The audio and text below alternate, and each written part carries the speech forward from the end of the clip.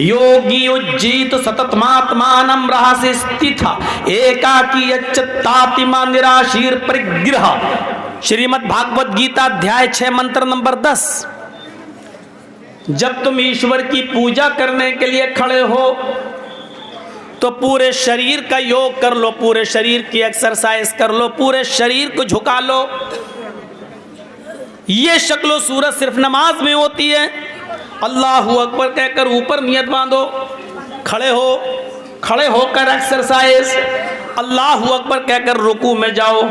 रीढ़ की हड्डी और पीठ इतनी सीधी हो जाए कि पानी का भरा हुआ बर्तन भी अगर आपकी पीठ पर रखा जाए तो गिरने ना पाए।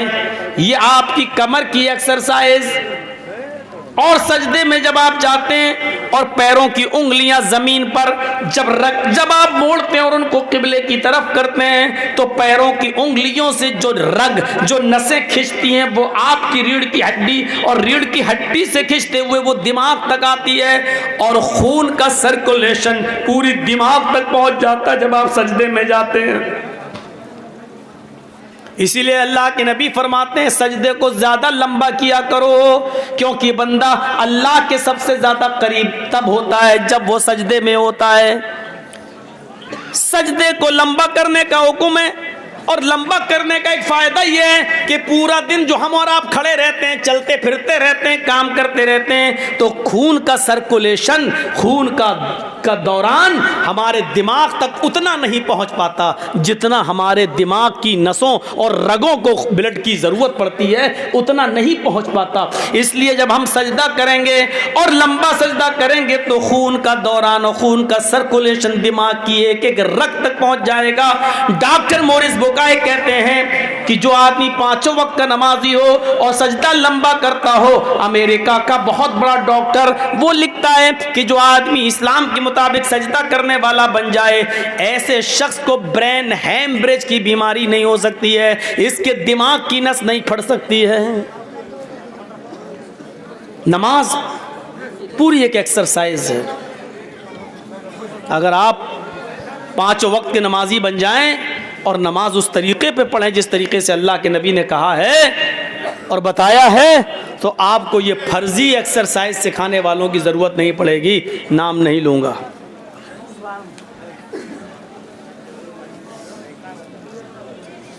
आजकल जो फर्जी लोग पैदा हो गए हैं एक्सरसाइज सिखाने वाले,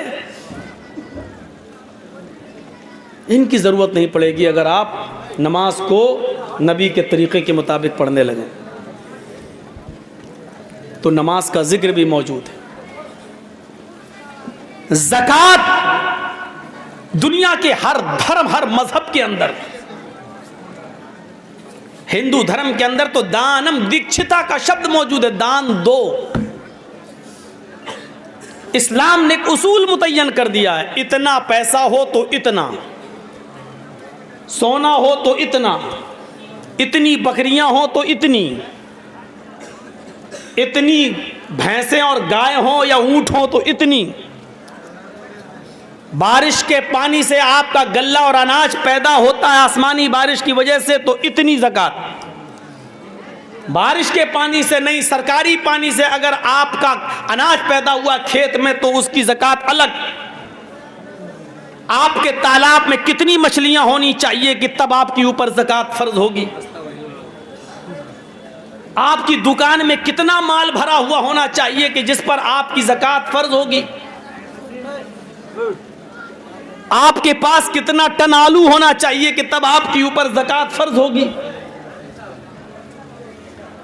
आपके पास मुर्गियां कितनी होनी चाहिए, भेड़ और बकरियों की ज़कात की तो एक तायुन है हदीस की किताबों में, लेकिन आप अगर मुर्गी का बिजनेस करते हैं, मुर्गी का कारोबार है, तो कितनी उस पर ज़कात फर्ज होगी। यह मुस्तकिल एक मौजू है, कभी फुर्सत से सुन लेना, इस मौजू पर एक अलग तकरीर की ज़रूरत है। तो ज़कात भी हर धर्म के अंदर, हर मज़हब के अंदर, लेकिन इस्लाम ने मुतय्यन कर दिया अगर आपके पास नकदी है, कैश है और उसकी कीमत 7.5 तोले सोना यानी तकरीबन 85 ग्राम सोने के बराबर और 52.5 तोले या 52.5 तोले चांदी के बराबर है, और उसको 1 साल से ज़्यादा गुजर चुका है तो उसके ऊपर आपको ज़कात देना पड़ेगी उतने रुपयों पर। 100 रुपये में 2.5 रुपये, 40 रुपये में 1 रुपया। वतसूम रमज़ान, रमज़ान भी हर मज़हब के अंदर मौजूद है। ईसाइयों में आज भी रोज़ा रखा जाता है, यहूदियों में आज भी रोज़ा रखा जाता है। हाँ, हिंदू धर्म में तो रोज़े की मखसूस नौयतें हैं, अलग अलग देवी और देवताओं के नाम पर अलग अलग व्रत। यहाँ तक कि पति के नाम पर औरत को एक और व्रत रखने का हुक्म दिया गया है कि वो अपने पति की लंबी आयु, लंबी उम्र के लिए करवा चौथ का व्रत रखे। कुछ नहीं खाती है, कुछ नहीं पीती है जब तक कि वो चांद को नहीं देख ले, और कभी कभी अरसा 24 घंटे से भी ज्यादा का गुजर जाता है। इस्लाम के अंदर रोज़ा है, लेकिन इतना सख्त नहीं कि आदमी बर्दाश्त न कर सके, और इतना आसान भी नहीं कि उसको एहसास ही ना हो कि हम अल्लाह के लिए किस चीज़ की कुर्बानी दे रहे हैं। बस रमज़ान के महीने में तुम रोज़े से नहीं हो, मौलाना साहब भूख बर्दाश्त नहीं होती है, मैं लेबर हूँ, मजदूर हूँ, काम करता हूँ, ईंटें ढोता हूँ, लेबर का काम करता हूँ, रिक्शा चलाता हूँ, मेहनत का काम है मेरा, इसलिए रोज़ा नहीं रख पाता हूँ। अल्लाह के बंदे, भूख और प्यास को बर्दाश्त करने का नाम ही तो रोज़ा है। अगर ये बर्दाश्त नहीं कर सकता है तो रोज़ा कैसा? इस्लाम की तारीख उठा के देखो, अक्सर जंगें, बल्कि जितनी भी जंगें हुई हैं इस्लाम की तारीख में, सब रोज़े की, रमज़ान के महीने में अक्सर हुई हैं। क्यों? सहाबा रोज़े की हालत में जिहाद किया करते थे, लड़ते थे, बगैर खाए और पिए तलवार चलाया करते थे।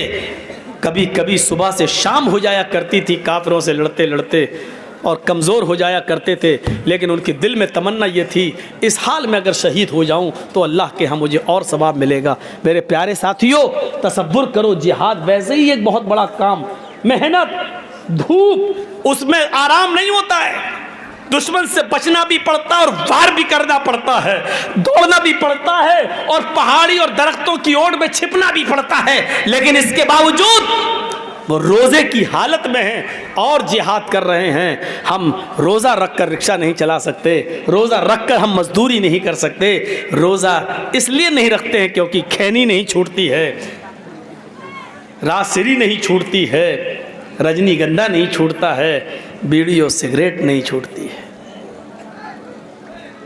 रोज़ा भी हर मज़हब के अंदर। वतहुज्जल बैत, और हज करो, हज भी हर मजहब के अंदर है। यह अलग बात है कि उनके यहाँ तीर्थ स्थान अलग अलग हैं। यहूदियों का तीर्थ स्थान इजराइल में है, दुनिया भर के यहूदियों को इजराइल जाने का हुक्म है। ईसाइयों का भी तीर्थ स्थान है। हमारे हिंदू भाइयों के तीर्थ स्थान तो इतने हैं कि उनको खुद गिनती याद नहीं। कभी हरिद्वार, कभी बनारस, कभी इलाहाबाद, जहां गंगा जल मौजूद हो और गंगा बहती हो वहां तीर्थ स्थान। और इस्लाम के अंदर भी एक तीर्थ स्थान है, और वो क्या है कि आप इस्तिताअत हो, ताकत हो तो आप खाने काबा की ज़ियारत करें, हज करें। ये बुनियादी तौर पर इस्लाम की जो परिभाषा है, इस्लाम की जो तारीफ़ है मेरे भाइयों, वो हर मज़हब के अंदर है। इससे पता चलता है कि इस्लाम मुहम्मदुर रसूलुल्लाह का अकेला दीन नहीं है। आदम से लेकर मोहम्मद सल्लल्लाहु अलैहि वसल्लम तक जितने भी नबी आए सभी इस्लाम को लेकर आए, लेकिन नबी अकरम के बाद इस्लाम को मुकम्मल कर दिया। अल-यौमा अकमलतु लकुम दीनकुम व अतममतु अलैकुम निअमती व रज़ीतु लकुमुल इस्लाम दीना। आज मैंने तुम्हारे लिए तुम्हारे दीन को कंप्लीट कर दिया, मुकम्मल कर दिया और अपनी नेमतों का इत्माम कर दिया, अपनी नेमतें पूरी कर दी। वरज़ीतु लकुमुल इस्लाम दीना, और आज मैं तुम्हारे इस दीन से, इस इस्लाम से मैं राजी और खुश हो गया। आज मैं तुम्हारे इस दीन से, इस्लाम से राजी और खुश हो गया। ये वही इस्लाम है जो नबी अकरम के ज़माने में मुकम्मल हुआ, और अल्लाह उसी इस्लाम से राजी है जो नबी ने हमें दिया। याद रखना, जो दीन नबी ने हमें नहीं दिया और नबी अकरम के गुजर जाने के बाद बहुत से कठमुल्लाओं ने अपनी तरफ से इस दीन में नई नई चीजें ईजाद करके हमें दी हैं, वो दीन नहीं हो सकती है। आप देख लीजिए,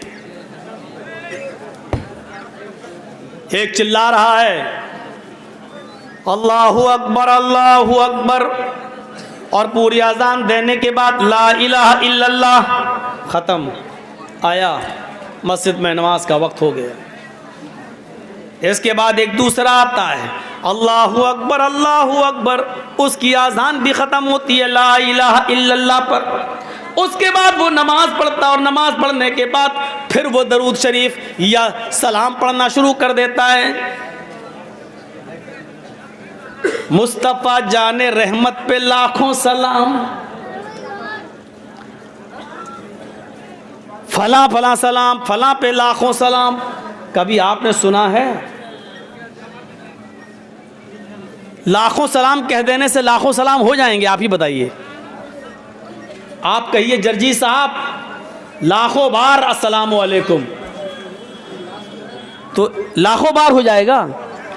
अगर लाखों बार कह देने से लाख बार हो जाने वाला होता तो हम 33 बार क्यों पढ़े सुभान अल्लाह, 33 बार क्यों पढ़े अल्हम्दुलिल्लाह, 34 बार क्यों पढ़े अल्लाहु अकबर? हम तो कहते हैं 33 बार सुभान अल्लाह, हो गया। हम तो कहते हैं 34 बार अल्लाहु अकबर, हो गया। जब तुम एक बारी भी कह देते हो मुस्तफ़ा जाने रहमत पे लाखों सलाम, जब लाखों कह देने से लाखों हो गया, तो हम 34 कहने से 34 नहीं होगा, हमारे 33 कह देने से 33 नहीं होगा। हो तो मौलाना बात तो सही कह रहे हो, लेकिन हमारे बाप 9 19 कहते हैं, हम 18 क्यों कहेंगे? हमारे बाप ने वही पढ़ा है। तो जो चीज इस्लाम में नहीं थी, नबी ने नहीं दी, वो नबी अकरम के इस दुनिया से गुजर जाने के बाद इस्लाम का हिस्सा नहीं हो सकती। इसलिए अल्लाह ने क्या फरमाया, आज मैंने उसी दीन को तुम्हारे लिए मुकम्मल किया है जो दीन तुम्हें मोहम्मद रसूलुल्लाह ने दिया है, और उसी दीन से मैं राजी और खुश हो गया। जहां ये चीजें बताई गई हैं इस्लाम की, वहीं कुछ ऐसी चीजें भी बताई गई हैं जिनका छोड़ना भी बहुत जरूरी है।